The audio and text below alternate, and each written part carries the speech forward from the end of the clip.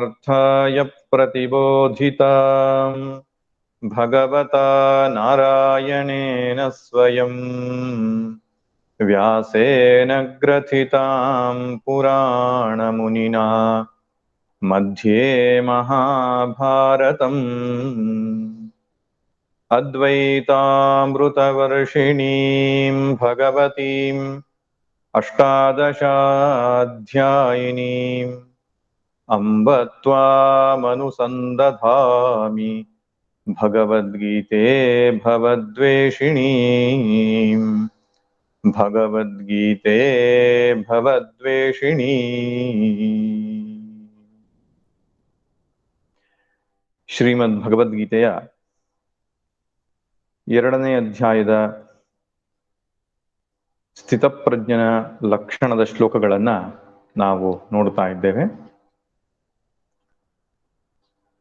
ಅದರಲ್ಲಿ ಶ್ಲೋಕ ಸಂಖ್ಯೆ 60ರಿಂದ ಆರಂಭ ಮಾಡಿ 68ರ ತನಕ ಭಗವಂತನು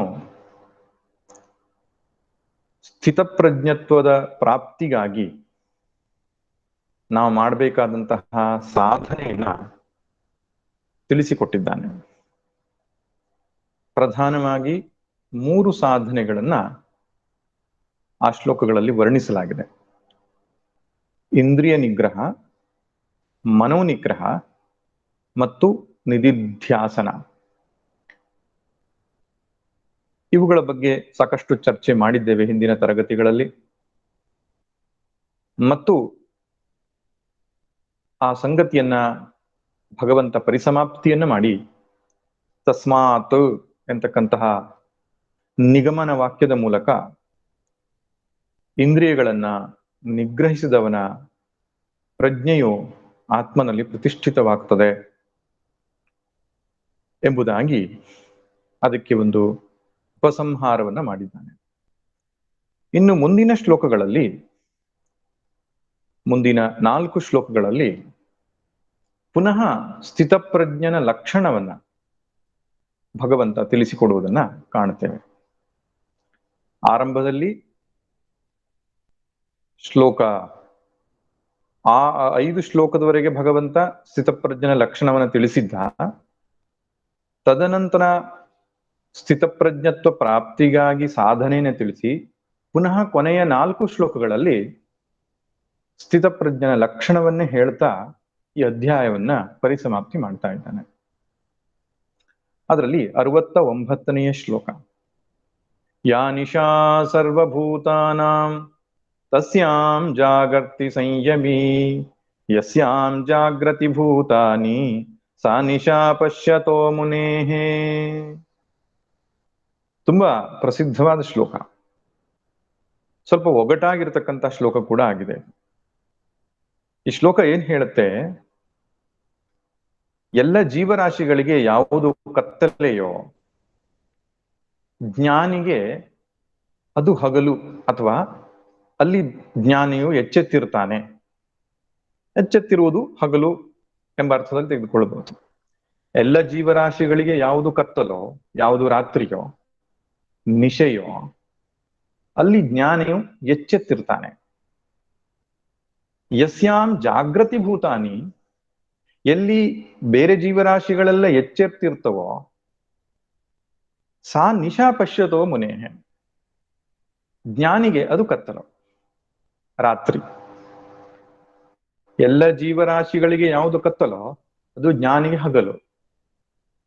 ಎಲ್ಲ ಜೀವರಾಶಿಗೆ ಯಾವುದು ಹಗಲೋ ಅದು ಜ್ಞಾನಿಗೆ ಕತ್ತಲು. ಇದೊಂದು ರೀತಿ ಒಗಟಾಗಿರತಕ್ಕಂತಹ ಭಾಷೆಯಲ್ಲಿ ಜ್ಞಾನಿ ಮತ್ತು ಅಜ್ಞಾನಿಯ ಮಧ್ಯೆ ಇರತಕ್ಕಂಥ ವ್ಯತ್ಯಾಸವನ್ನು ತಿಳಿಸ್ತಾ ಇದ್ದಾನೆ. ಇದರ ಬಗ್ಗೆ ಕೆಲವರು ಹೇಳ್ತಾರೆ, ಮಹಾಭಾರತವನ್ನು ಬರೆಯುವಾಗ ವೇದವ್ಯಾಸಾಚಾರ್ಯರಿಗೆ ಬರೆದುಕೊಳ್ಳೋದಕ್ಕೆ ಲಿಪಿಕಾರನಾಗಿ ಒಬ್ಬರು ಅವಶ್ಯಕತೆ ಇತ್ತಂತೆ. ಅದಕ್ಕೆ ಶೀಘ್ರ ಲಿಪಿಕಾರ ಯಾರು? ಗಣಪತಿ ಸ್ವಾಮಿ, ಗಣೇಶ. ಅವನನ್ನು ಪ್ರಾರ್ಥಿಸಿಕೊಂಡಾಗ ಗಣೇಶನು ಒಪ್ಪಿಕೊಂಡನಂತೆ. ಗಣೇಶ ಅಂದ್ರೆ ಗಣೇಶ ದೇವರು. ಒಪ್ಪಿಕೊಂಡು ನಾನು ನೀವು ಹೇಳಿದಂತಹ ವಿಚಾರಗಳನ್ನ ಬರೆಯಲಿಕ್ಕೆ ಒಪ್ಪಿದ್ದೇನೆ. ಆದ್ರೆ ಒಂದು ನಿಬಂಧನೆಯನ್ನ ಕೊಡ್ಲಿಕ್ಕೆ ಬಯಸ್ತೇನೆ. ಕಂಡೀಷನ್. ಏನ್ ಕಂಡೀಷನ್ ಅಪ್ಪ ಅಂದ್ರೆ, ತಡವರಿಸದೆ ನಾನು ಬರೆಯುತ್ತಾ ಹೋಗುತ್ತೇನೆ, ನಿರಂತರವಾಗಿ ಬರಿತಾ ಹೋಗ್ತೇನೆ. ಆ ರೀತಿಯಲ್ಲಿ ನೀವು ಶ್ಲೋಕಗಳನ್ನು ಹೇಳ್ತಾ ಹೋಗ್ಬೇಕು ಅಂತ. ವೇದವ್ಯಾಸರಿಗೆ ಶ್ಲೋಕ ರಚನೆ ಮಾಡುವುದು ದೊಡ್ಡ ವಿಷಯವೇ ಅಲ್ಲ.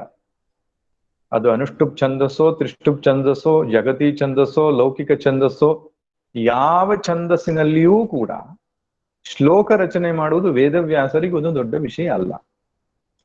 ಆದ್ರೆ ಒಂದು ಮಹಾಕಾವ್ಯದಂತಹ ಗ್ರಂಥ ರಚನೆಯಾಗುವಾಗ ಕೆಲವು ಘಟನೆಗಳನ್ನ ಸ್ಮರಿಸಿಕೊಂಡು ಶ್ಲೋಕ ರಚನೆ ಮಾಡುವುದಕ್ಕೆ ಸ್ವಲ್ಪ ಸಮಯ ಬೇಕಾಗುತ್ತದೆ ಎನ್ನುವ ಕಾರಣಕ್ಕೆ ವೇದವ್ಯಾಸ ಭಗವಾನರು ಕೂಡ ಗಣೇಶ ದೇವರಿಗೆ ಹೇಳ್ತಾರಂತೆ, ನಿಮ್ಮ ನಿಬಂಧನೆ ಇದ್ದ ಹಾಗೆ ನನ್ನದೂ ಒಂದು ನಿಬಂಧನೆ ಇದೆ. ಏನು? ನಾನು ಹೇಳುವ ಶ್ಲೋಕಗಳನ್ನೆಲ್ಲ ನೀವು ಅರ್ಥ ಮಾಡಿಕೊಂಡು ಬರೆಯಬೇಕು. ಅಂದ್ರೆ ಈ ಸ್ಟೆನೋಗ್ರಾಫರ್ ಇರ್ತಾರಲ್ಲ, ಸಾಮಾನ್ಯವಾಗಿ ಅರ್ಥ ಮಾಡ್ಕೊಳ್ಳೋ ಟೆನ್ಷನ್ಗೆ ಹೋಗಲ್ಲ, ಅವ್ರೇನ್ ಹೇಳ್ತಾರೋ ಅದನ್ನ ಬರ್ಕೊಂಡು ಹೋಗ್ತಾರೆ. ಆದ್ರೆ ಇಲ್ಲಿ ಹಾಗಲ್ಲ, ನಾನು ಹೇಳುವ ಶ್ಲೋಕಗಳ ಅರ್ಥ ನಿಮಗಾಗಬೇಕು, ನಂತರ ನೀವು ಬರೆಯಬೇಕು. ಅದು ನನ್ನ ಕಡೆಯಿಂದ ಇರತಕ್ಕಂಥ ಕಂಡೀಷನ್ ಅಂತ ಇಬ್ಬರ ಮಧ್ಯೆ ಒಂದು ಒಪ್ಪಂದ ಆಯ್ತು. ಗಣೇಶ ಸ್ವಾಮಿಗೆ ಬರೆಯುವುದು ದೊಡ್ಡ ವಿಷಯ ಅಲ್ಲ, ಅರ್ಥ ಮಾಡ್ಕೊಳ್ಳುವುದು ದೊಡ್ಡ ವಿಷಯ ಅಲ್ಲ. ಹಾಗಿದ್ದರೂ ಕೂಡ ಮಹಾಭಾರತದ ಇತಿಹಾಸದ ರಚನೆಯನ್ನು ಮಾಡುವಾಗ ವೇದವ್ಯಾಸರು ಅಲ್ಲಲ್ಲಿ ಈ ಕೂಟ ಶ್ಲೋಕಗಳನ್ನು ಹೇಳ್ತಾರಂತೆ. ಗ್ರಂಥ ಗ್ರಂಥಿ ಅಂತ ಹೇಳ್ತಾರೆ. ಗಂಟುಗಳು, ಒಗಟುಗಳು. ಆ ಒಗಟುಗಳು ಮೇಲ್ನೋಟಕ್ಕೆ ಅರ್ಥವಾಗುವುದಿಲ್ಲ. ಸ್ವಲ್ಪ ಆಳವಾಗಿ ಇಳಿದು ವಿಮರ್ಶೆ ಮಾಡಿದಾಗ ಅದರ ರಹಸ್ಯ ಗೊತ್ತಾಗ್ತದೆ. ಅಷ್ಟು ಹೊತ್ತು, ಒಂದು ಮುಹೂರ್ತ, ಒಂದು ಕ್ಷಣಕಾಲ ಗಣಪತಿ ಸ್ವಾಮಿ ಯೋಚನೆ ಮಾಡ್ಲಿಕ್ಕೆ ತೊಡಗಿದ್ರೆ ವೇದವ್ಯಾಸರು ನೂರಾರು ಸಾವಿರಾರು ಶ್ಲೋಕಗಳನ್ನು ರಚಿಸಿ ಬಿಡ್ತಿದ್ರು. ಆದ್ರಿಂದ ಹೇಳ್ತಾರೆ 8800 ಅಂತ ಕೂಟ ಶ್ಲೋಕಗಳಿವೆ ಅಂತ. ಅದನ್ನು ಹಿರಿಯರು ಪತ್ತೆ ಹಚ್ಚಿ ಬರೆದಿಯೂ ಕೂಡ ಇದ್ದಾರಂತೆ. ಶ್ರೀಮದ್ ಭಗವದ್ಗೀತೆಯು ಕೂಡ ಮಹಾಭಾರತ ಅಂಗವಾಗಿರೋದ್ರಿಂದ ಅಲ್ಲಲ್ಲಿ ಈ ರಹಸ್ಯಮಯವಾದ ಶ್ಲೋಕಗಳು ನಮಗೆ ಕಾಣಿಸುತ್ತೆ. ಉದಾಹರಣೆಗೆ ನಾವು 2ನೇ ಅಧ್ಯಾಯದಲ್ಲಿಯೇ ನೋಡ್ತೇವೆ. ಆತ್ಮನ ಲಕ್ಷಣವನ್ನ ಹೇಳುವಾಗ ಭಗವಂತ ನಾಸತೋ ವಿದ್ಯತೆ ಭಾವೋ ನಾಭಾವೋ ವಿದ್ಯತೆ ಸತಃ ಎಂಬ ಶ್ಲೋಕದಲ್ಲಿ ಅಸತ್ತಿಗೆ ಭಾವ ಇರುವುದಿಲ್ಲ, ಸತ್ತಿಗೆ ಅಭಾವ ಇರುವುದಿಲ್ಲ ಅಂತ ಮೇಲ್ನೋಟಕ್ಕೆ ನೋಡಿದರೆ ಸ್ವಲ್ಪ ಕಠಿಣವಾಗಿ ಕಾಣಿಸುವ ಶ್ಲೋಕ. ಹಾಗೆ ಇಲ್ಲಿಯೂ ಕೂಡ ಅಜ್ಞಾನಿಗಳಿಗೆ, ಸರ್ವರ ಭೂತರಾಶಿಗಳಿಗೆ ಯಾವುದು ರಾತ್ರಿಯೋ ಅಲ್ಲಿ ಜ್ಞಾನಿಗೆ ಹಗಲು, ಜ್ಞಾನಿಗೆ ಯಾವುದು ಕತ್ತಲೆಯೋ ಅಜ್ಞಾನಿಗಳಿಗೆ ಅದು ಹಗಲು ಎಂಬ ಅರ್ಥದಲ್ಲಿ ಶ್ಲೋಕ ಹೇಳಿದಾಗ ಮೇಲ್ನೋಟಕ್ಕೆ ಕಠಿಣವಾಗಿ ಕಾಣಿಸುತ್ತೆ. ಹಾಗೆ ನಾವು 4ನೇ ಶ್ಲೋಕದಲ್ಲಿ ಕರ್ಮಣಿ ಅಕರ್ಮಯಃ ಪಶ್ಯೇತ್ ಅಕರ್ಮಣಿ ಚ ಕರ್ಮಯಃ, ಕರ್ಮದಲ್ಲಿ ಅಕರ್ಮವನ್ನು ಕಾಣಬೇಕು, ಅಕರ್ಮದಲ್ಲಿ ಕರ್ಮವನ್ನು ಕಾಣಬೇಕು ಅಂತ ಹೇಳುವಾಗಲೂ ಕೂಡ ಮೇಲ್ನೋಟಕ್ಕೆ ಕಠಿಣವಾಗಿ ಕಾಣಿಸ್ತದೆ. 9ನೇ ಅಧ್ಯಾಯದಲ್ಲಿ ಮತ್ಸ್ಥಾನಿ ಸರ್ವಭೂತಾನಿ ನಚಮಸ್ಥಾನಿ ಭೂತಾನಿ ಅಂತ ಕೂಡ ಹೇಳ್ತಾನೆ. ಎಲ್ಲ ಜೀವರಾಶಿಗಳು ನನ್ನಲ್ಲಿವೆ, ಯಾವ ಜೀವರಾಶಿಗಳು ನನ್ನಲ್ಲಿ ಇಲ್ಲ ಅಂತ. ಮೇಲ್ನೋಟಕ್ಕೆ ವಿರೋಧಾಭಾಸವಾಗಿ ಕಾಣಿಸ್ತಕ್ಕಂತಹ ಈ ವಾಕ್ಯಗಳನ್ನು ನೋಡಿದಾಗ ಅರ್ಥ ಮಾಡಿಕೊಳ್ಳುವುದು ಕಷ್ಟ ಅನ್ಸ್ತದೆ. ಹಾಗೆ ಕೂಟ ಶ್ಲೋಕಗಳು ಸಾವಿರಾರು ಸಂಖ್ಯೆಯಲ್ಲಿ ಮಹಾಭಾರತದಲ್ಲಿದೆ. ಇದನ್ನ ಬರೀ ಸಂಸ್ಕೃತ ಗೊತ್ತಿದ್ದ ಮಾತ್ರಕ್ಕೆ ಅರ್ಥವಾಗುವುದಿಲ್ಲ. ಒಂದ್ಸಲ ಹಾಗೆ ಆಗಿತ್ತು. ಒಬ್ರು ಸಾಧಕರು ನನ್ನ ಹತ್ರ ಈ ಶ್ಲೋಕದ ಮೇಲೆಯೇ ಪ್ರಶ್ನೆ ಮಾಡಿದ್ರು. ಭಗವದ್ಗೀತೆಯಲ್ಲಿ ನೋಡಿ ಜ್ಞಾನಿ ರಾತ್ರಿ ಎಚ್ಚೆತ್ತಿರ್ತಾನೆ ಎಂಬುದಾಗಿ ಹೇಳಿದ್ದಾರೆ, ಆದ್ರೆ ರಾತ್ರಿ ಹೊತ್ತು ನಾವು ಮಲಗಬಾರದು ಅಂತ ಹೇಳ್ತಾ ಇದ್ರು. ಅಂದ್ರೆ ತಸ್ಯಾಂ ಜಾಗರ್ತಿ ಸಂಯಮಿ, ಬೇರೆ ಜೀವರಾಶಿಗಳೆಲ್ಲ ಮಲಗಿರುವ ಸಮಯದಲ್ಲಿ ಜ್ಞಾನಿ ಎಚ್ಚೆತ್ತಿರ್ತಾನೆ ಅಂದ್ರೆ ಅದು ರಾತ್ರಿ ಹೊತ್ತು ಎಚ್ಚೆತ್ತಿರ್ತಾನೆ, ರಾತ್ರಿ ನಿದ್ದೆ ಮಾಡೋದಿಲ್ಲ ಅವನು ಎಂಬ ಅರ್ಥವನ್ನ ಅವರು ಮಾಡ್ಕೊಂಡು ಬಿಟ್ಟಿದ್ರು. ಬಹುಶಃ ಭಗವದ್ಗೀತೆಯ ಶ್ಲೋಕಾರ್ಥವನ್ನಷ್ಟೇ ಗಮನಿಸಿಯೋ ಅಥವಾ ಸಂಸ್ಕೃತದಿಂದ ಅದನ್ನು ನೋಡಿಕೊಂಡು ಹೇಗೂ ಗೊತ್ತಿಲ್ಲ ಅಪಾರ್ಥಕ್ಕೆ ಒಳಗಾಗಿ ಬಿಟ್ಟಿದ್ರು. ಇದು ತುಂಬಾ ಭಯಾನಕವಾದಂತ ಸಂಗತಿಯಾಗಿ ಬಿಡ್ತದೆ. ಜ್ಞಾನಿ ರಾತ್ರಿ ಎಚ್ಚೆತ್ತಿರ್ತಾನೆ, ಹಗಲು ಮಲಗುತ್ತಾನೆ ಎಂಬ ಅರ್ಥ ಮೇಲ್ನೋಟಕ್ಕೆ ಕಾಣಿಸ್ತದೆ. ಅದು ಹಾಗೆಲ್ಲ ಆಗುವುದಿದ್ರೆ ರಾತ್ರಿ ಗಸ್ತು ತಿರುಗುವ ಪೊಲೀಸರು, ಸ್ಟೇಷನ್ ಮಾಸ್ಟರ್ಸ್ಗಳು ಅವರುಗಳೆಲ್ಲ ರಾತ್ರಿ ಮಲಗೋದೇ ಇಲ್ಲ, ಅವರೆಲ್ಲ ಜ್ಞಾನಿ ಅಂತ ಕರಿಬೇಕಾದ ಪ್ರಸಂಗ ಬರ್ತದೆ. ಹಾಗಿಲ್ಲ. ಈ ಶ್ಲೋಕದ ಅರ್ಥ ಏನು ಈಗ ನೋಡೋಣ. ನಿಶೆ ಅಂದ್ರೆ ಕತ್ತಲು.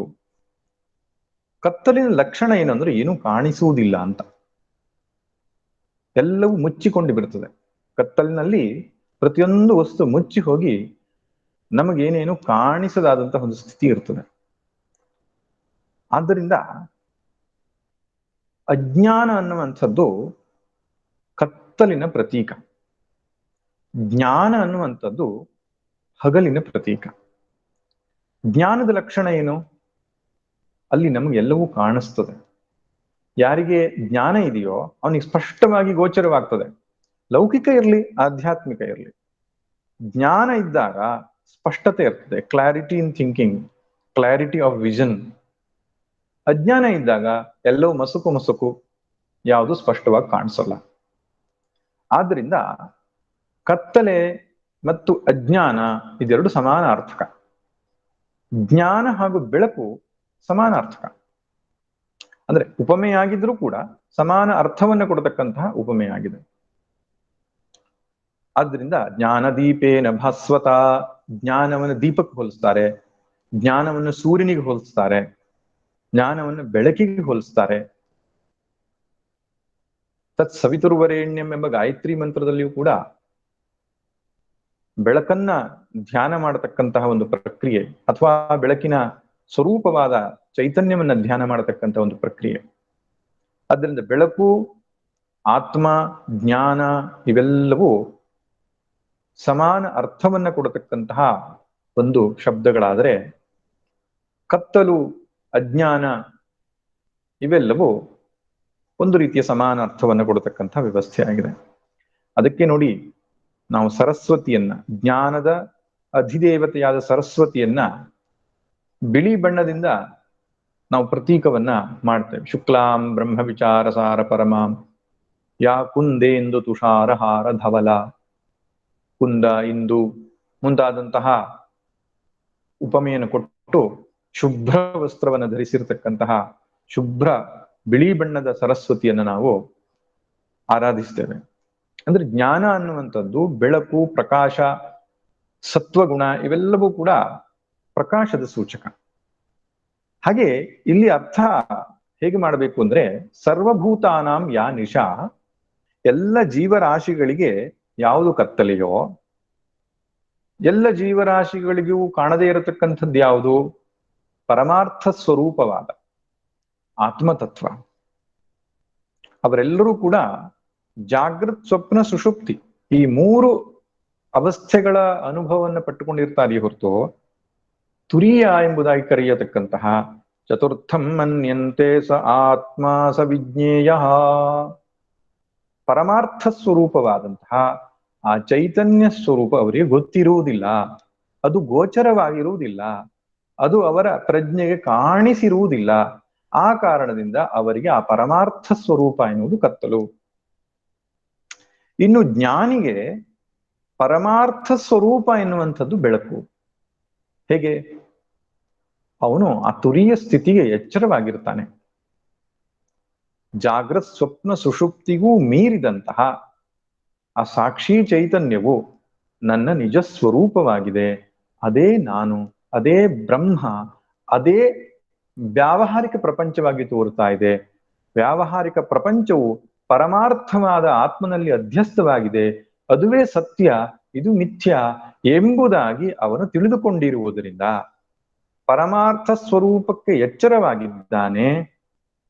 ಅಜ್ಞಾನಿಗಳು ಪರಮಾರ್ಥ ಸ್ವರೂಪಕ್ಕೆ ಮಲಗಿದ್ದಾರೆ.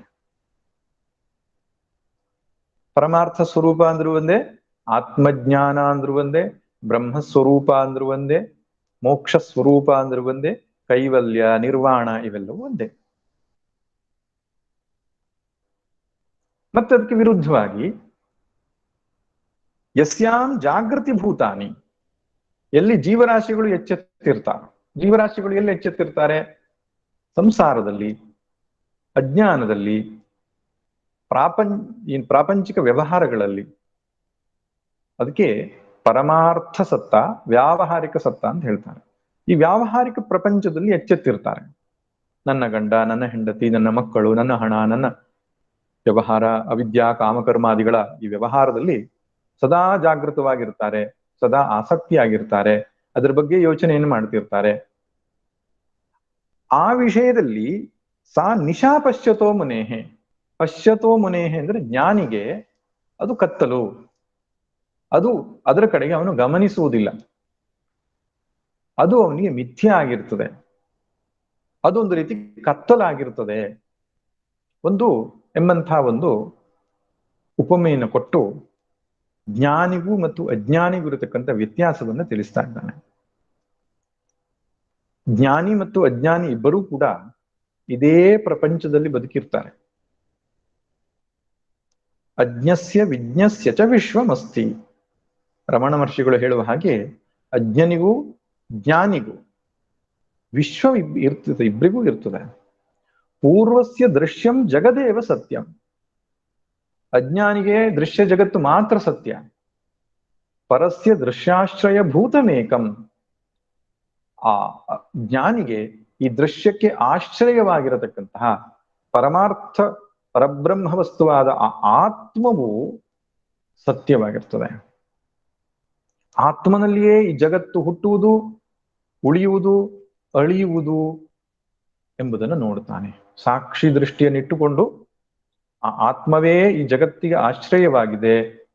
ಹಗ್ಗದಲ್ಲಿ ಹಾವು ತೋರುವ ಹಾಗೆ, ಕನಸು ತೋರುವ ಹಾಗೆ ಆ ಪರಮಾರ್ಥವಾದ ಬ್ರಹ್ಮವೇ ಜೀವ ಜಗತ್ತು ಕ್ರಿಯೆಯಾಗಿ ತೋರ್ತಾ ಇದೆ, ನಾಮರೂಪ ಕ್ರಿಯೆ ಪ್ರಪಂಚವಾಗಿದೆ ಎಂಬುದಾಗಿ ಜ್ಞಾನಿಯು ಕಾಣ್ತಾನೆ. ಅಜ್ಞಾನಿಗೆ ಆ ಸತ್ಯವೇ ಗೊತ್ತಾಗಿರುವುದಿಲ್ಲ. ಇಷ್ಟೇ ಸತ್ಯ, ಕಾಣುವ ಪ್ರಪಂಚ ಸತ್ಯ, ಅನುಭವಿಸುವ ಜೀವಾತ್ಮ ಸತ್ಯ. ಇನ್ನೂ ಸ್ವಲ್ಪ ಶಾಸ್ತ್ರ ಪ್ರಮಾಣಗಳ ಸಹಾಯದಿಂದ ಅವನು ಸ್ವರ್ಗ ನರಕಾದಿಗಳ ಬಗ್ಗೆಯೂ ಒಂದು ಶ್ರದ್ಧೆಯನ್ನು ಇಟ್ಟುಕೊಂಡಿರಬಹುದು. ಇದನ್ನ ಮೀರಿದಂತಹ ಆತ್ಮವಸ್ತು ಗಮನಕ್ಕೇ ಬರುವುದಿಲ್ಲ. ಒಂದು ಕಥೆ ಹೇಳ್ತಾರೆ. ಈ ಗೂಬೆಗಳೆಲ್ಲ ಕೂತ್ಕೊಂಡಿರುವ ಜಾಗದಲ್ಲಿ ಕತ್ತಲಿನ ಹೊತ್ತಿನಲ್ಲಿ ಗೂಬೆಗೆ ಕಾಣಿಸ್ತದಂತೆ. ಹಗಲು ಅದಕ್ಕೆ ಕತ್ತಲೆ ಯಾಕೆ ಕಾಣಿಸ್ತದಂತೆ? ಮಂದಾಂಧಕಾರದಲ್ಲಿ ಹೆಚ್ಚು ಪ್ರಕಾಶಮಾನವಾಗಿ ವಸ್ತುಗಳು ಕಾಣಿಸತ್ತಂತೆ ಗೂಬೆಗೆ. ಹೆಚ್ಚು ಪ್ರಕಾಶ ಇದ್ದ ಜಾಗದಲ್ಲಿ ಅದು ಕಣ್ಣು ಕುಕ್ಕುವ ಪ್ರಕಾಶದಲ್ಲಿ ಕಣ್ಣು ಕತ್ತಲಾಗ್ತದಂತೆ.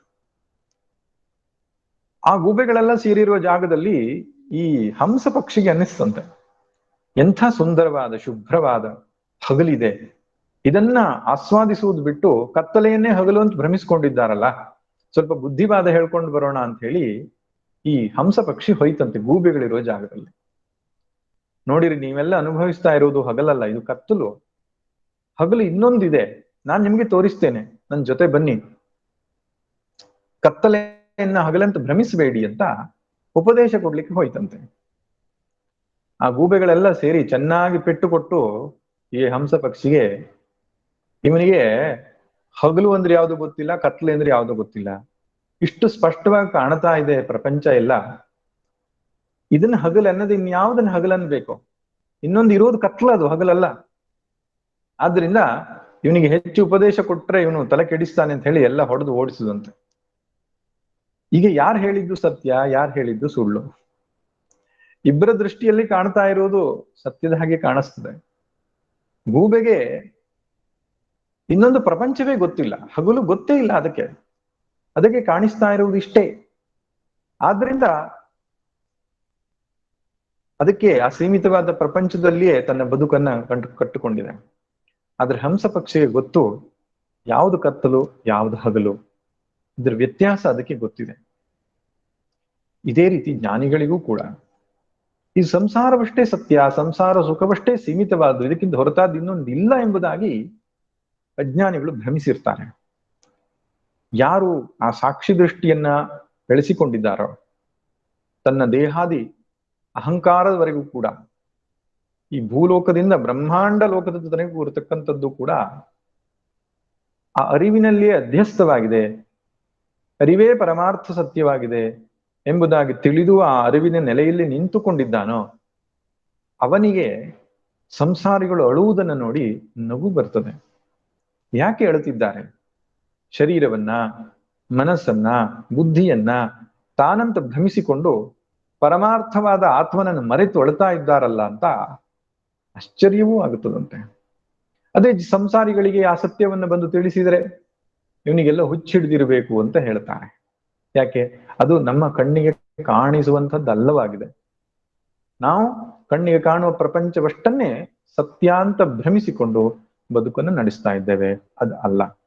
ಅನಾದಿ ಮಾಯಯಾ ಸುಪ್ತ ಯದಾ ಜೀವ ಪ್ರಬುಧ್ಯತೆ ಅಜಮನಿದ್ರಮ ಸ್ವಪ್ನಂ ಅದ್ವೈತಂ ಬುಧ್ಯತೆ ತದಾ. ಮಾಂಡೂಕ್ಯ ಉಪನಿಷತ್ತು ಹೇಳುತ್ತೆ, ಅನಾದಿ ಮಾಯಯಾ ಸುಪ್ತ, ಅನಾದಿ ಕಾಲದ ಮಾಯೆಯಿಂದ ಮಲಗಿದ್ದೇವೆ ನಾವು ಅಂತ. ನಮ್ಮ ಪ್ರಕಾರ ನಾವು ಈಗ ಎಚ್ಚರ ಆಗಿದ್ದೇವೆ ಅಂತ. ಈಗಿನ ಅವಸ್ಥೆ ಎಚ್ಚರ, ಸ್ವಲ್ಪ ಹೊತ್ತು ಹೋದ ಮೇಲೆ ಮಲಗೋದು ನಾವು ಕತ್ಲಾದ ಮೇಲೆ. ಆದ್ರೆ ಶಾಸ್ತ್ರದ ಪ್ರಕಾರ ನಮ್ಮ ಈ ಎಚ್ಚರ, ಈ ಸಂಸಾರವೂ ಕೂಡ ಒಂದು ಅನಾದಿ ಮಾಯೆ ನಿದ್ರೆ ಅಂತ. ಇವತ್ತಿಂದು ನಿನ್ನೆದು ಅಲ್ಲ, ಅನಾದಿ ಕಾಲದಿಂದ ಈ ನಿದ್ರೆಯನ್ನು ಮಾಡ್ಕೊಂಡು ಬಂದಿದ್ದೇವೆ. ಎಲ್ಲಿಯ ತನಕ ನಮ್ಗೆ ಅಜ್ಞಾನ ಇರುತ್ತೋ ಈ ನಿದ್ದೆ ಮುಂದುವರಿಯತ್ತೆ. ಆದ್ರೆ ಯದಾ ಜೀವ ಪ್ರಬುದ್ಧತೆ, ಯಾವಾಗ ನಮ್ಗೆ ಎಚ್ಚರವಾಗ್ತದೋ, ಅಂದ್ರೆ ಈ ಜಾಗೃತ ಸ್ವಪ್ನ ಸುಷುಪ್ತಿಗಿಂತಲೂ ಮೀರಿದಂತಹ ಆ ಸಾಕ್ಷಿ ಚೈತನ್ಯ ವಸ್ತುವಿನ ಬಗ್ಗೆ ನಮ್ಮ ಗಮನ ಹರಿತದೋ, ಆವಾಗ ಅಜಂ ಅನಿದ್ರಂ ಅಸ್ವಪ್ನಂ ಅದ್ವೈತಂ ಬುದ್ಧ್ಯತೆ. ನಾನು ಅನಿದ್ರನೂ ಅಸ್ವಪ್ನನೂ ಅದ್ವೈತನೂ ಆಗಿದ್ದೇನೆ ಎಂಬುದನ್ನು ನಮಗೆ ಗೊತ್ತಾಗುತ್ತದೆ. ಆದ್ದರಿಂದ ಜ್ಞಾನಿ ಮತ್ತು ಅಜ್ಞಾನಿಯ ಒಂದು ತುಲನಾತ್ಮಕ ಚಿಂತನೆಯಲ್ಲಿ ಭಗವಂತ ಸ್ಪಷ್ಟಪಡಿಸ್ತಾ ಇದ್ದಾನೆ. ಅಜ್ಞಾನಿಗೆ ಪ್ರಪಂಚವೇ ಸತ್ಯ, ಜ್ಞಾನಿಗೆ ಈ ಪ್ರಪಂಚವನ್ನು ಮೀರಿದಂತಹ ಆ ಪರಮಾರ್ಥ ಸತ್ಯ ಇದೆ, ಅದರಲ್ಲಿ ನೆಲೆ ನಿಲ್ತಿರ್ತಾನೆ. ವ್ಯವಹಾರ ಪ್ರಪಂಚದಲ್ಲಿ ತೊಡಗಿರ್ತಾನೆ.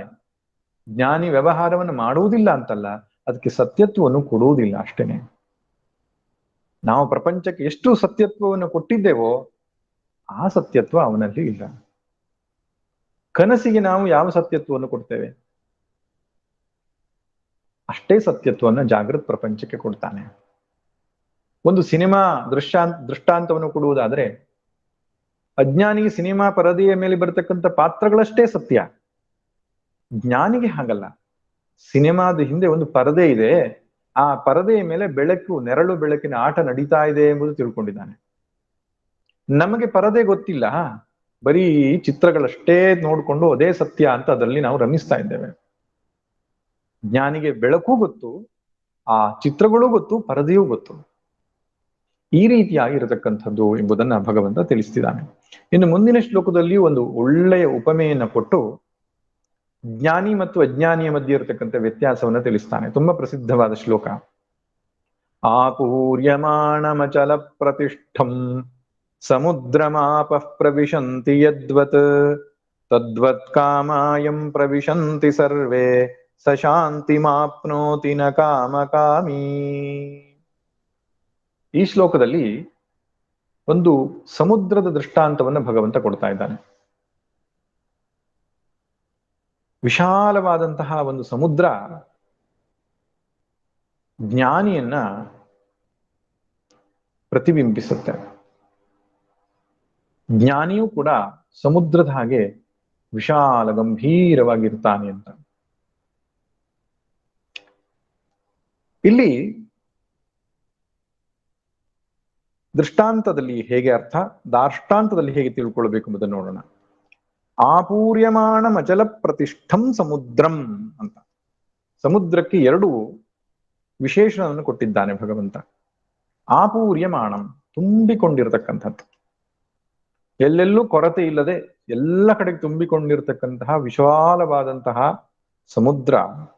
ಅಚಲ ಪ್ರತಿಷ್ಠಂ, ಅಚಲ ಪ್ರತಿಷ್ಠೆ ಅಂದ್ರೆ ತನ್ನ ಗಡಿಯನ್ನ, ತನ್ನ ಮೇರೆಯನ್ನ ಮೀರದೆ ಸ್ಥಿರವಾಗಿರತಕ್ಕಂಥದ್ದು ಅರ್ಥ. ಒಂದು ಎಲ್ಲಾ ಕಡೆ ತುಂಬಿಕೊಂಡಿದೆ, ಇನ್ನೊಂದು ಅಚಲವಾಗಿದೆ, ತನ್ನ ಮೇರೆಯನ್ನು ಮೀರ್ತಾ ಇಲ್ಲ. ಅಂತಹ ಒಂದು ಸಮುದ್ರಕ್ಕೆ ಆಪಃ ಪ್ರವಿಶಂತಿ, ಬೇರೆ ಬೇರೆ ನದಿಗಳು ಬಂದು ಸೇರಿಕೊಳ್ತವೆ. ಗಂಗಾ, ಯಮುನಾ, ಬ್ರಹ್ಮಪುತ್ರ, ಕಾವೇರಿ, ಬೇರೆ ಬೇರೆ ನದಿಗಳೆಲ್ಲ ಬಂದು ಆ ಸಮುದ್ರಕ್ಕೆ ಸೇರಿದಾಗ ಏನಾಗ್ತದೆ? ಮಳೆಗಾಲದಲ್ಲಿ ವಿಶೇಷವಾಗಿ ಮಳೆ ಹರಿದು ನದಿಗಳೆಲ್ಲ ತುಂಬಿ ಸಮುದ್ರಕ್ಕೆ ಹೋಗಿ ಸೇರಿದಾಗ ಸಮುದ್ರದ ಗಡಿ, ಸಮುದ್ರದ ಮೇರೆ, ಸಮುದ್ರದ ಮರ್ಯಾದೆ ಅಂತ ಕರೀತಾರೆ.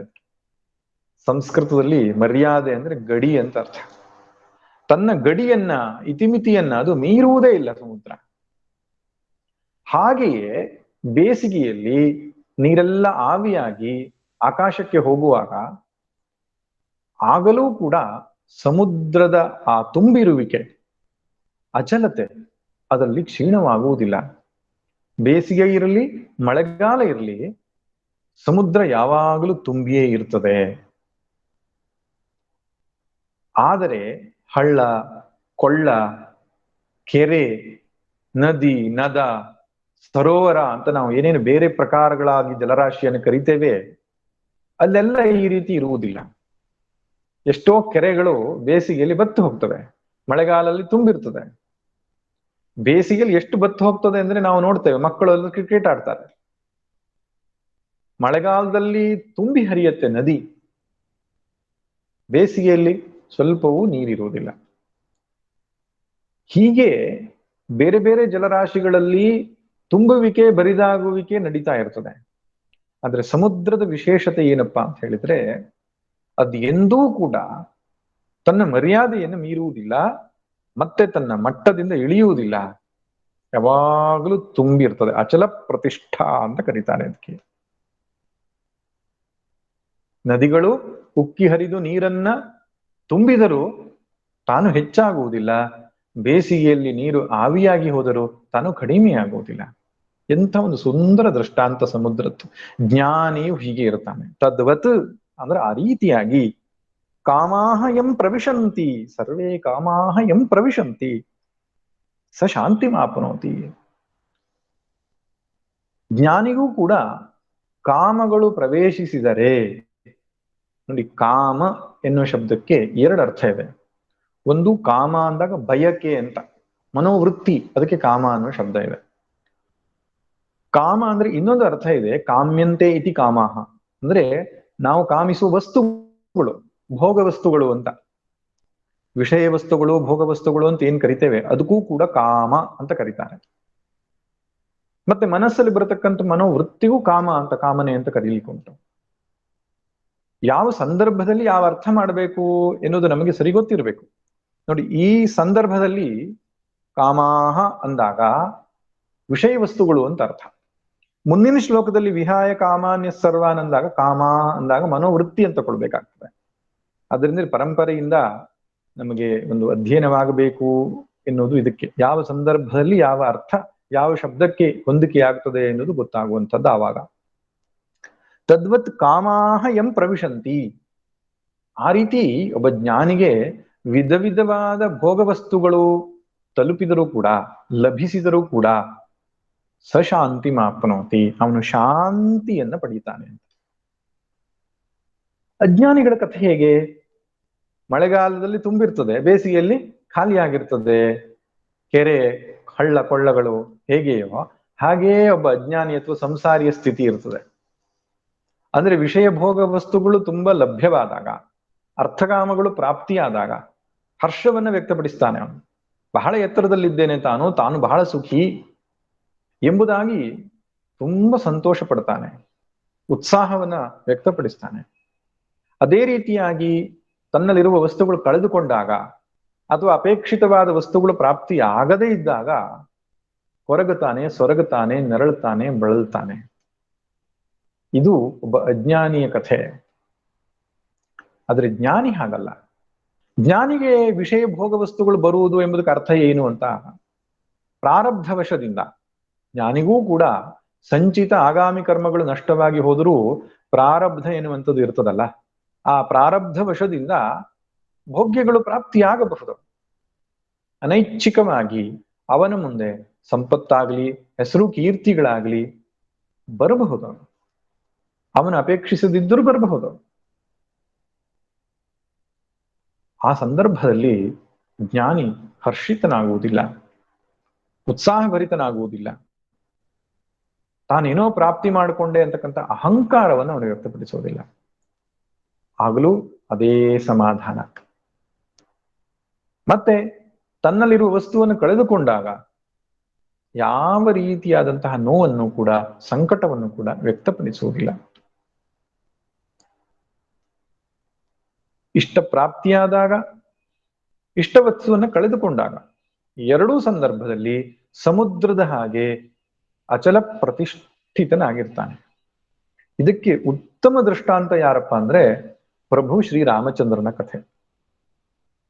ರಾಜ್ಯಾಭಿಷೇಕವಾಗುವಂತಹ ಸುದ್ದಿ ಸಿಕ್ಕಿದಾಗ ಅದೇ ಪ್ರಸನ್ನ ಗಾಂಭೀರ್ಯತೆ, ಹಾಗೆ ಕಾಡಿಗೆ ಹೋಗತಕ್ಕಂತಹ ಒಂದು ಸಂದೇಶ ಸಿಕ್ಕಿದಾಗಲೂ ಕೂಡ ಪ್ರಭು ಶ್ರೀರಾಮಚಂದ್ರ ತನ್ನ ಮನಸ್ಸಿನ ಸಮಾಧಾನವನ್ನು ಕಳೆದುಕೊಳ್ಳಲಿಲ್ಲ. ಶ್ರೀಕೃಷ್ಣನಿರಬಹುದು, ಜ್ಞಾನಿಗಳೆಲ್ಲರ ಚರಿತ್ರೆಯಲ್ಲೂ ನಾವು ಕಾಣುವಂಥದ್ದು, ಯಾವುದೇ ಸಂದರ್ಭದಲ್ಲಿಯೂ ಕೂಡ ತಮ್ಮ ಗಾಂಭೀರ್ಯವನ್ನ, ಪ್ರಸನ್ನತೆಯನ್ನ, ಪ್ರಶಾಂತತೆಯನ್ನ ಕಳೆದುಕೊಳ್ಳುವುದಿಲ್ಲ. ಆದರೆ ಅಜ್ಞಾನಿಗಳು ಹೇಗೆ? ನಕಾಮಕಾಮಿ ಸಶಾಂತಿಮ ಅಪ್ನೋತಿ ನಕಾಮಕಾಮಿ. ಜ್ಞಾನಿಯು ಶಾಂತಿಯನ್ನು ಪಡೀತಾನೆ ಕಾಮ್ಯ ವಸ್ತುಗಳು ಪಡೆದಾಗ, ಆದರೆ ಅಜ್ಞಾನಿಯು ನ ಶಾಂತಿ ಮಾಪ್ನೋತಿ ಸ ಶಾಂತಿ ಮಾಪ್ನೋತಿ ಏಷಃ ನ ಶಾಂತಿ ಮಾಪ್ನೋತಿ. ಇಚ್ಛಿತ ವಸ್ತು ಪ್ರಾಪ್ತಿಯಾದಾಗ ಸುಖ, ಇಚ್ಛಿತ ವಸ್ತು ಪ್ರಾಪ್ತಿಯಾಗದೇ ಇದ್ದಾಗ ದುಃಖ. ಇದು ಒಬ್ಬ ಅಜ್ಞಾನಿಯ ಕಥೆ. ಹೀಗೆ ಜ್ಞಾನಿ ಮತ್ತು ಅಜ್ಞಾನಿಯನ್ನ ಹೋಲಿಸಿದ ಮೇಲೆ ಈ ಜೀವನ್ಮುಕ್ತನ ಲಕ್ಷಣದ ಉಪಸಂಹಾರವಾದಂತಹ ಕೊನೆಯ ಶ್ಲೋಕವನ್ನು ಹೇಳ್ತಾನೆ ಮತ್ತು ಕೊನೆಯಲ್ಲಿ ಇಡೀ ಅಧ್ಯಾಯದ ಪರಿಸಮಾಪ್ತಿಯನ್ನು ಮಾಡ್ತಾನೆ. 71ನೇ ಶ್ಲೋಕ. ವಿಹಾಯ ಕಾಮಾನ್ಯ ಸರ್ವಾನ್ ಪುಮಾಶ್ಚರತಿ ನಿಸ್ಪೃಹಃ ನಿರ್ಮಮೋ ನಿರಹಂಕಾರಃ ಸಶಾಂತಿಮಧಿಗಚ್ಚತಿ. ಒಬ್ಬ ಆತ್ಮಜ್ಞಾನಿಯು, ಜೀವನ್ಮುಕ್ತನು, ಸ್ಥಿತಪ್ರಜ್ಞನು ಎಲ್ಲ ಕಾಮನೆಗಳನ್ನ ಬಿಡ್ತಾನೆ. ಸರ್ವಾನ್ ಕಾಮಾನ್ ವಿಹಾಯ. ಇಲ್ಲಿ ಕಾಮನೆಗಳು ಅಂದಾಗ ಮನಸ್ಸಿನಲ್ಲಿರ್ತಕ್ಕಂತಹ ಬಯಕೆಗಳು ಎಂಬ ಅರ್ಥದಲ್ಲಿ ಮಾಡಬೇಕು. ಯಾಕಂದ್ರೆ ಇದೇ ಅರ್ಥದಲ್ಲಿ ಅವನ ಆರಂಭದಲ್ಲಿ ವಿಷಯವನ್ನ ಪ್ರಜಹಾತಿ ಯದಾ ಕಾಮಾನ್ ಎಂಬುದಾಗಿ ಹೇಳಿದ. ಉಪಕ್ರಮ ಮತ್ತು ಉಪಸಂಹಾರ ಸಮನ್ವಯವಾಗಬೇಕು ಅಂದ್ರೆ ಅವನು ಇಲ್ಲಿ ಕಾಮನೆ ಅಂದ್ರೆ ಮನೋ ಬಯಕೆಗಳೆಂಬುದಾಗಿ ಅರ್ಥವನ್ನು ಮಾಡಬೇಕಾಗತ್ತೆ. ಇನ್ನೊಂದು ಚರತಿ ಎಂಬುದಾಗಿ ಅಂದ್ರೆ ವ್ಯವಹಾರವನ್ನು ಮಾಡ್ತಾನೆ ಅಂತ. ಜ್ಞಾನಿ ಆಗಿದ್ರೂ ಕೂಡ, ಒಬ್ಬ ಗೃಹಸ್ಥ ಜ್ಞಾನಿ ಆಗಿದ್ರೆ ಅವನು ವ್ಯವಹಾರವನ್ನು ಮಾಡ, ಸನ್ಯಾಸಿ ಆಗಿದ್ರೂ ಕೂಡ ಶರೀರವನ್ನ ರಕ್ಷಣೆಗಾಗಿ ವ್ಯವಹಾರವನ್ನ, ಬೇಸಿಕ್ ಆಕ್ಟಿವಿಟೀಸ್ ಅನ್ನ ಮಾಡಬೇಕಾಗ್ತದೆ. ಅದರಿಂದ ಚರತಿ ಎಂಬ ಶಬ್ದವನ್ನ ಕೊಟ್ಟಿರ್ತಕ್ಕಂಥದ್ದು. ಹಾಗಿರೋದ್ರಿಂದ ಅವನು ವಸ್ತುಗಳನ್ನು ಬಿಡ್ತಾನೆ ಎಂಬ ಅರ್ಥವನ್ನು ತೆಗೆದುಕೊಳ್ಳಿಕ್ ಬರಲ್ಲ, ಬಯಕೆಯನ್ನ ಬಿಡ್ತಾನೆ ಎಂಬ ಅರ್ಥವನ್ನು ತೆಗೆದುಕೊಳ್ಬೇಕಾಗ್ತದೆ. ನಿಸ್ಪೃಹ, ಮನಸ್ಸಿನಲ್ಲಿ ಆ ವಿಷಯ ಭೋಗದ ಸ್ಪೃಹೆಯನ್ನು ಕೂಡ ಬಿಡ್ತಾನೆ, ಕಾಮನೆಗಳನ್ನು ಬಿಡ್ತಾನೆ. ಮತ್ತು ಯಾವುದೇ ಭೋಗ ಅನ್ನುವಂಥದ್ದು ಪ್ರಾರಬ್ಧ ವಶದಿಂದ ಪ್ರಾಪ್ತಿಯಾಗಿದ್ದರೆ ಅದರ ಬಗ್ಗೆ ಇರತಕ್ಕಂತಹ ಸ್ಪೃಹೆ, ಅಂಟುವಿಕೆಯನ್ನು ಕೂಡ ಬಿಡ್ತಾನೆ. ನಿರ್ಮಮೋ ನಿರಹಂಕಾರ ಸಶಾಂತಿಮಧಿಗಚ್ಚತಿ. ಅವನು ನಿರ್ಮಮನು, ನಿರಹಂಕಾರಿಯೂ ಆಗಿರ್ತಾನೆ. ಅಂತಹ ಸ್ಥಿತಪ್ರಜ್ಞನು ಶಾಂತಿಯನ್ನ ಪಡಿತಾನೆ ಎಂಬುದಾಗಿ ಭಗವಂತ ಹೇಳ್ತಿದ್ದಾನೆ. ಇಲ್ಲಿ 4 ಲಕ್ಷಣಗಳನ್ನ ಹೇಳಿದ್ದಾರೆ. ಸ್ಥಿತಪ್ರಜ್ಞನ 4 ಲಕ್ಷಣಗಳನ್ನ ಭಗವಂತ ಪರಿಸಮಾಪ್ತಿಯಲ್ಲಿ ಹೇಳ್ತಾ ಇದ್ದಾನೆ. ಮೊದಲನೇದಾಗಿ ಎಲ್ಲ ಕಾಮನೆಗಳನ್ನ ಬಿಡತಕ್ಕಂಥದ್ದು, ಇದನ್ನ ಆರಂಭದಲ್ಲಿ ಚರ್ಚೆ ಮಾಡಲಾಗಿದೆ. ಮತ್ತು ನಿಸ್ಪೃಹನಾಗುವುದು, ಇದನ್ನು ಕೂಡ ಚರ್ಚೆ ಮಾಡಲ್ಪಟ್ಟಿದೆ. ಇನ್ನು ಈ 2 ವಿಷಯವನ್ನ ಹೇಳಿರ್ಲಿಲ್ಲ. ನಿರ್ಮಮನಾಗುವುದು, ನಿರಹಂಕಾರಿಯಾಗುವುದು, ಇದು ಕೂಡ ಜ್ಞಾನಿಯ ಲಕ್ಷಣ ಎಂಬುದಾಗಿ ಹೇಳ್ತಿದ್ದಾನೆ. ಅಂದ್ರೆ ಅಹಂಕಾರ ಮಮಕಾರ ರಾಹಿತ್ಯ ಅಂತ. ಜ್ಞಾನಿಗೆ ಅಹಂಕಾರ ಇರುವುದಿಲ್ಲ. ಮತ್ತು ಮಮಕಾರವೂ ಇರುವುದಿಲ್ಲ. ಈ ಮಮಕಾರದ ವಿಷಯವಾಗಿಯೂ ಪೂರ್ವದಲ್ಲಿ ಹೇಳಿರುವುದನ್ನು ಕಾಣ್ತಾನೆ. ಅಸಂಗತ್ವದ ಚಿಂತನೆಯನ್ನು ಮಾಡುವಾಗ ಮಮಕಾರ ಎಂಬ ಅರ್ಥ ಅಸಂಗತ್ವ ಅಂತಾನೆ ಆಗುತ್ತದೆ. ಎಲ್ಲಿಯೂ ಸಂಘವನ್ನು ಹೊಂದುವುದಿಲ್ಲ ಅಂತ. ಹಾಗೆಯೇ ಅಹಂಕಾರವನ್ನು ಪಡೆಯುವುದಿಲ್ಲ. ಅಹಂಕಾರ ಎಂಬ ಶಬ್ದಕ್ಕೆ ಅರ್ಥ ಏನು? ಈ ಶರೀರ, ಮನಸ್ಸು, ಬುದ್ಧಿಗಳಲ್ಲಿ ನಾನು ಎಂಬ ಭಾವಕ್ಕೆ ಅಹಂಕಾರ ಅಂತ. ಲೌಕಿಕರು ಅಹಂಕಾರ ಅನ್ನೋ ಶಬ್ದವನ್ನ ಗರ್ವ, ಜಂಬ, ದರ್ಪ ಎಂಬ ವಿಷಯದಲ್ಲಿ ಬಳಸ್ತಾರೆ. ಅಂದ್ರೆ ಯಾರು ಹೆಚ್ಚು ತಾನು ತಾನು ಅಂತ ಹೇಳ್ಕೊಳ್ತಾ ಇದ್ದಾನೋ ಅವನು ಅಹಂಕಾರಿ ಎಂಬುದು ಅರ್ಥದಲ್ಲಿ ಬಳಸ್ತಾರೆ. ಆದ್ರೆ ಅಧ್ಯಾತ್ಮ ಶಾಸ್ತ್ರದಲ್ಲಿ ಅಹಂಕಾರ ಅಂದ್ರೆ ಎಲ್ಲಿಯ ತನಕ ಜೀವಾತ್ಮ ಭಾವ ಇರ್ತದೋ, ಚಿಜ್ಜಡ ಗ್ರಂಥಿ ಅಂತ ಕರಿತೇವೋ, ಅಲ್ಲಿ ತನಕನು ಮನುಷ್ಯನಿಗೆ ಅಹಂಕಾರ ಇರ್ತದೆ ಅಂತ. ಜ್ಞಾನವಾದ ಮೇಲೆ ಅಹಂಕಾರ ಹೊರಟೋಗ್ತದೋ? ಜ್ಞಾನವಾದ ಮೇಲೂ ಅಹಂಕಾರ ಇರ್ತದೆ, ಮಿಥ್ಯಾ ಅಹಂಕಾರವಾಗಿ ಪರಿಣಾಮ ಹೊಂದಿರ್ತದೆ. ಆ ಅಹಂಕಾರಕ್ಕೆ ಸತ್ಯತ್ವ ಇರುವುದಿಲ್ಲ. ಅಹಂಕಾರ ಅಂದ್ರೆ ಅರ್ಥ ಏನು? ನಾನು ಅಂತಕ್ಕಂಥ ಒಂದು ಪ್ರಜ್ಞೆ. ವ್ಯವಹಾರವನ್ನು ಮಾಡಬೇಕಾದ್ರೆ ಈ ನಾನು ಒಂದು ಪ್ರಜ್ಞೆ ಇಲ್ದಿದ್ರೆ ಸಾಧ್ಯವೇ ಇಲ್ಲ. ನಾನು ನೋಡ್ತೇನೆ, ನಾನು ಕೇಳ್ತೇನೆ, ನಾನು ಮಾತಾಡ್ತೇನೆ ಅಂತ ಹೇಳುವಾಗ ಆ ನಾನು ನಾನು ಅಂತಕ್ಕಂಥ ಭಾವಕ್ಕೆ ಹೆಸರೇ ಅಹಂಕಾರ ಅಂತ. ಅಹಂಕರೋಮಿ ಎನ್ನುವಂತಹ ಭಾವ. ನಾನು ಮಾಡ್ತೇನೆ, ನಾನು ನೋಡ್ತೇನೆ, ನಾನು ತಿಳಿತೇನೆ ಎಂಬ ಸಂದರ್ಭದಲ್ಲಿ ನಾನು ಅಂತ ಹೇಳ್ತಕ್ಕಂಥದ್ದು ಹೆಸರು ಅಹಂಕಾರ ಅಂತ ಹೇಳ್ತಾರೆ. ಅದು ಇಲ್ಲದೆ ಇರುವವರು ಯಾರು? ಜಗತ್ತಿನಲ್ಲಿ ಜಂಭ ದರ್ಪಗಳನ್ನು ಮಾಡದೇ ಇರಬಹುದು, ಆದ್ರೆ ಎಲ್ಲಿಯ ತನಕ ಅಜ್ಞಾನ ಇರ್ತದೋ ಅಲ್ಲಿಯ ತನಕ ಈ ಅಹಂಕಾರ ಇರ್ತದೆ. ಈ ಅಹಂಕಾರವೇ ಮುಂದುವರೆದು ದರ್ಪವಾಗಿ, ದಂಭವಾಗಿ ಅಭಿವ್ಯಕ್ತವಾಗ್ತದೆ. ದಂಭ ಅಂದ್ರೆ ಏನರ್ಥ? ನಾನು ಏನು ಹೊಂದಿದ್ದೇನೆ, ನಾನು ಏನು ಪಡೆದಿದ್ದೇನೆ ಅದನ್ನ ಪ್ರಕಟಣೆ ಮಾಡತಕ್ಕಂಥದ್ದು ಅಹಂಕಾರದ ಮುಂದಿನ ಹೆಜ್ಜೆ. ಒಂದ್ಸಲ ಒಬ್ಬಳು ಹೆಂಗಸು ಮೂಗಿನ ಬೊಟ್ಟನ್ನ, ಚಿನ್ನದ ಅಥವಾ ವಜ್ರದ ಮೂಗಿನ ಬೊಟ್ಟನ್ನ ಮಾಡಿಸಿ ಒಬ್ರು ಸಾಧುಗಳ ಹತ್ರ ಹೋಗ್ತಾನೆ. ಪುನಃ ಪುನಃ ಹೇಳ್ತಿರ್ತಾಳೆ, ನನ್ನ ಮೂಗಿನ ಬೊಟ್ಟು ನೋಡಿದ್ರಾ, ನನ್ನ ಮೂಗಿನ ಬೊಟ್ಟು ನೋಡಿದ್ರಾ ಅಂತ. ಸಾಧುಗಳು ಹೇಳ್ತಿರ್ತಾರೆ, ಅಮ್ಮ, ಆ ಮೂಗನ್ನೇ ಮಾಡಿರ್ತಕ್ಕಂಥ ಪರಮಾತ್ಮನನ್ನ ಸ್ಮರಣೆ ಮಾಡ್ತಾ ಇದ್ದೇನೆ, ಈ ಮೂಗಿನ ಬೊಟ್ಟು ಯಾವ ಲೆಕ್ಕ ಅಂತ. ಅಂದ್ರೆ ಯಾವ್ದು ನಮ್ಮ ಹತ್ರ ಇದೆಯೋ ಅದನ್ನು ತೋರಿಸಿಕೊಳ್ಬೇಕು ಅಂತಕ್ಕಂಥ ಭಾವಕ್ಕೆ ಹೆಸರು ದಂಭ ಅಂತ. ಕಲಮೆ ಬಡಿಸುವಾಗ ಉಂಗುರುಗಳನ್ನ ಹಾಕೊಂಡವರು ಅದನ್ನೇ ಪದೇ ಪದೇ ತೋರಿಸುವುದುಂಟು. ಹೊಸ ಬಟ್ಟೆಗಳನ್ನು ಮತ್ತೊಂದನ್ನು ಖರೀದಿ ಮಾಡಿದಾಗ ಇನ್ನೊಬ್ಬರು ಅದನ್ನು ನೋಡಿ ಅಪ್ರಿಶಿಯೇಟ್ ಮಾಡಬೇಕು ಅಂತ ಬಯಸುವುದುಂಟು. ಇದು ಅಹಂಕಾರದ ಮುಂದಿನ ಹೆಜ್ಜೆ. ದಂಭ, ದರ್ಪ. ದರ್ಪದಲ್ಲಿ ಇನ್ನೊಬ್ಬ ವ್ಯಕ್ತಿಯನ್ನ ಕೀಳಾಗಿ ಮಾತನಾಡಿಸತಕ್ಕಂಥದ್ದು, ತನ್ನ ಶ್ರೇಷ್ಠತೆಯನ್ನು ಪದೇ ಪದೇ ಹೇಳ್ಕೊಳ್ಳುವಂಥದ್ದು ಎಲ್ಲ.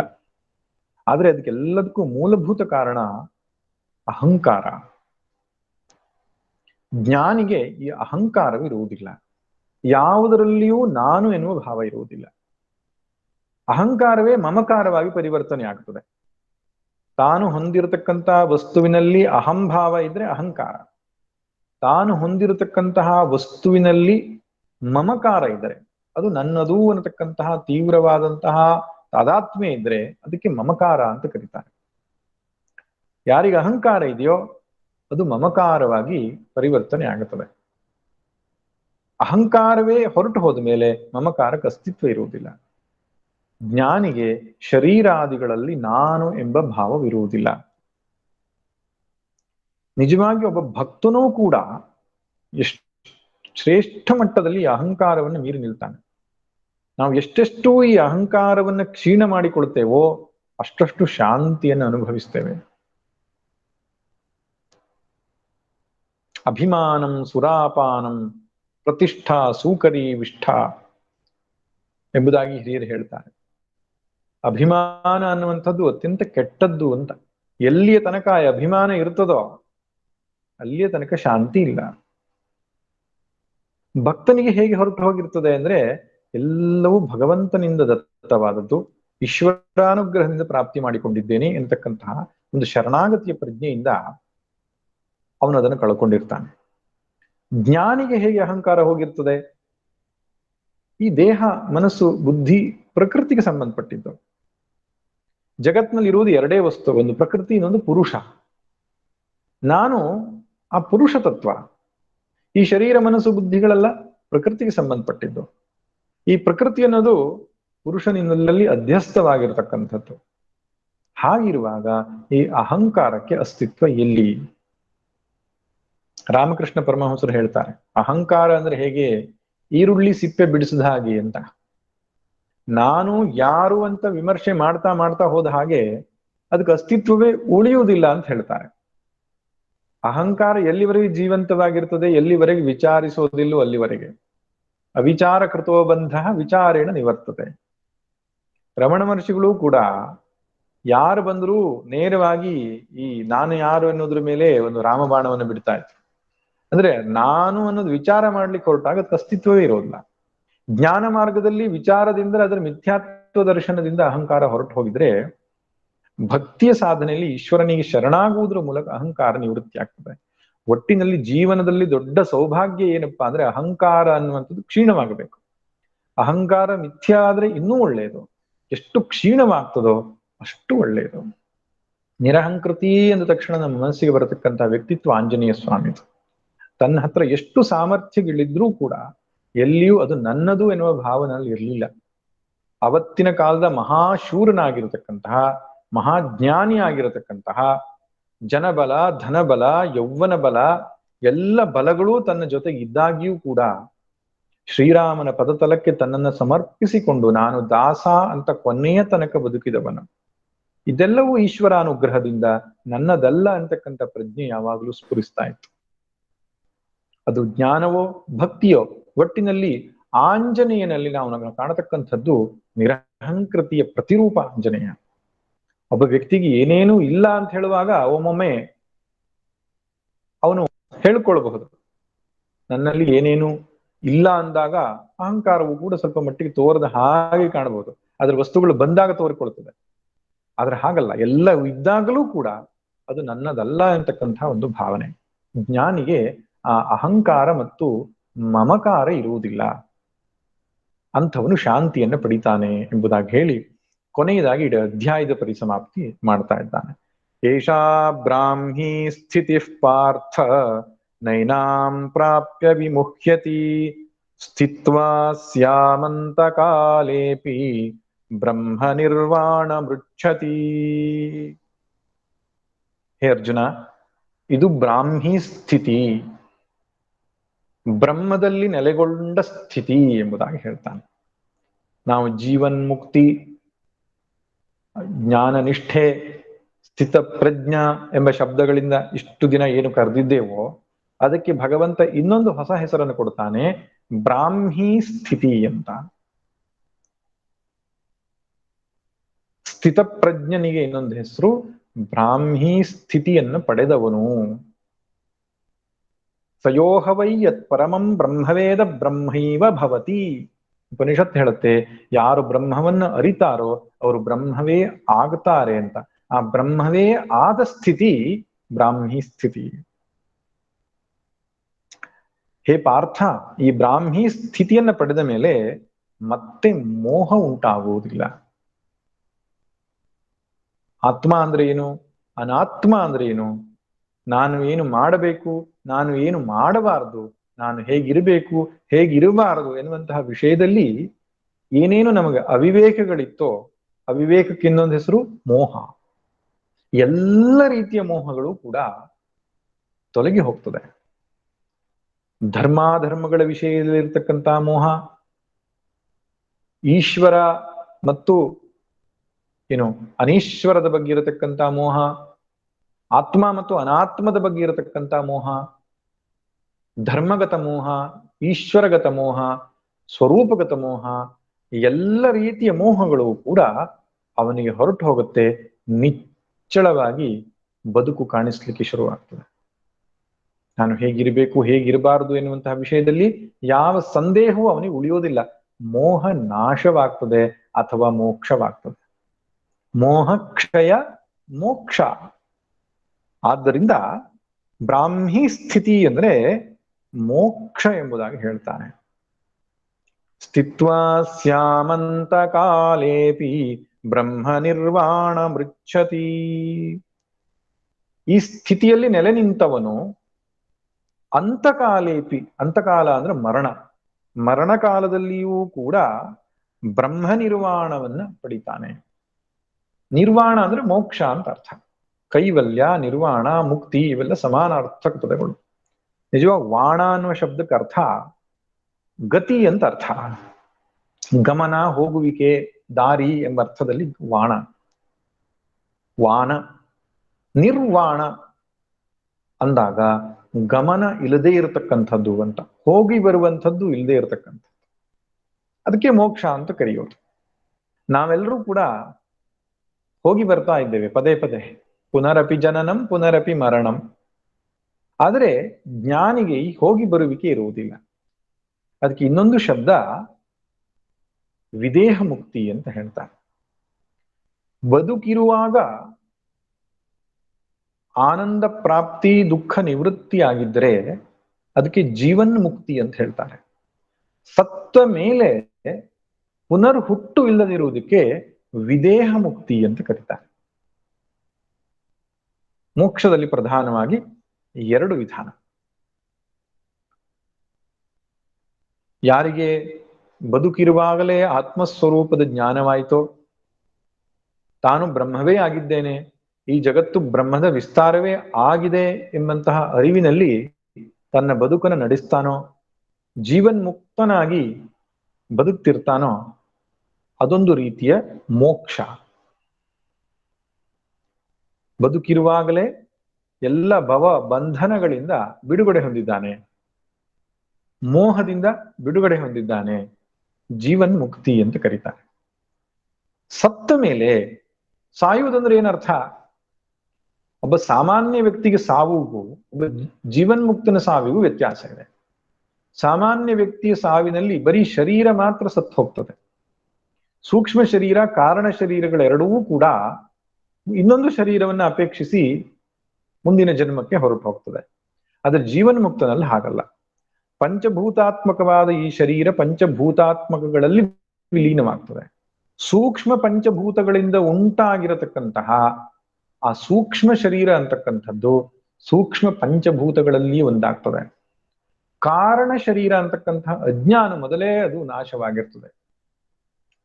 ಅವಿದ್ಯಾ ಆವರಣ ಅಥವಾ ಕಾರಣ ಶರೀರ ಅಂತಕ್ಕಂಥದ್ದು ಜ್ಞಾನ ಪ್ರಾಪ್ತಿಯಾದ ತಕ್ಷಣ ಹೊರಟು ಹೋಗಿರ್ತದೆ.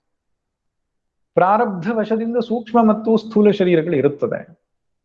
ಅದೂ ಕೂಡ ಸಂಘಟನೆ ವಿಘಟನೆಯಾದಾಗ, ಮೂಲ ಪ್ರಕೃತಿಯೊಟ್ಟಿಗೆ ಒಂದಾದಾಗ ಅಲ್ಲಿಗೆ ಅವನ ಮೃತ್ಯು ಅಂತ ಕರೀತಾರೆ. ಮೃತ್ಯು ಅಂತ ಕರೆಯಲ್ಲ, ಮಹಾಸಮಾಧಿ ಅಂತ ಕರೀತಾರೆ.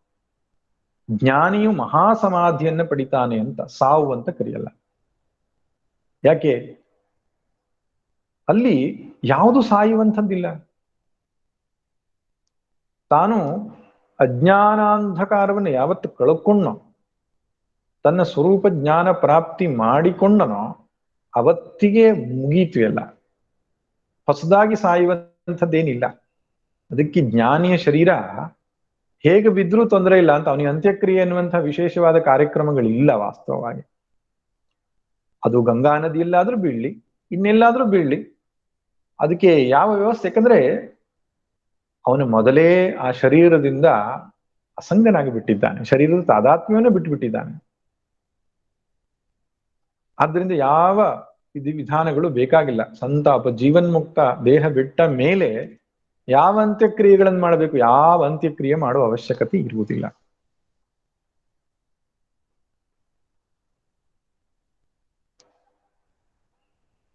ಎಲ್ಲಿ ಹೋಗ್ತಾನೆ ಅವನು ಅಂದ್ರೆ ಎಲ್ಲೆಲ್ಲೂ ಒಂದಾಗ್ತಾನೆ. ಆ ಬ್ರಹ್ಮವಸ್ತು ಹೇಗೆ ದೇಶಕಾಲ ವಸ್ತುವನ್ನೆಲ್ಲ ವ್ಯಾಪಿಸಿ ಅನಂತವಾಗಿದೆಯೋ ಹಾಗೆ ಜ್ಞಾನಿ ಕೂಡ ಅನಂತವಾಗಿ ನೆಲೆಗೊಳ್ತಾನೆ. ದೇಹ ಬಿಟ್ಟ ಮೇಲೆ ನೆಲೆಗೊಳ್ತಾನೋ ಅಲ್ಲ, ಯಾವ ಕ್ಷಣದಲ್ಲಿ ಅವನು ಜ್ಞಾನ ಆಯಿತೋ ಆ ಕ್ಷಣದಲ್ಲಿ ಸರ್ವವ್ಯಾಪಕನಾಗಿ ನಿಲ್ತಾನೆ. ಪ್ರಾರಬ್ಧ ಅನ್ನುವಂಥದ್ದು ಕೂಡ ಒಂದು ಭ್ರಮೆ ವಾಸ್ತವವಾಗಿ ಹೇಳಬೇಕು ಅಂದ್ರೆ.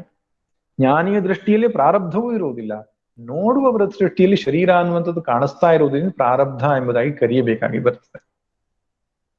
ಆದ್ರೆ ಭಗವಂತ ಎಷ್ಟು ಚಂದದಲ್ಲಿ ಹೇಳ್ತಿದ್ದಾನೆ ಇಲ್ಲಿ ಅಂದ್ರೆ, ಸ್ಥಿತ್ವಾಸ್ಯಾಂ ಅಂತಕಾಲೆ, ಅಂತಕಾಲ ಅಂದ್ರೆ ಮೃತ್ಯು, ಅದಕ್ಕೆ ಮೃತ್ಯುವಿಗೆ ಅಂತಕ ಎಂಬುದಾಗಿ ಹೇಳ್ತಾರೆ. ಅಂತಕನ ದೂತರಿಗೆ ಕಿಂಚಿತ್ತು ಭಯವಿಲ್ಲ ಎಂಬ ಪದ್ಯದಲ್ಲಿ ಹೇಳ್ತಾರಲ್ಲ, ಅಂತಕ ಅಂದ್ರೆ ಮೃತ್ಯು.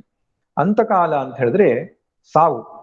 ಆ ಸಂದರ್ಭದಲ್ಲಿಯೂ ಕೂಡ ಬ್ರಹ್ಮನಿರ್ವಾಣ ಅಂದ್ರೆ ಮೋಕ್ಷವನ್ನು ಪಡಿತಾನೆ.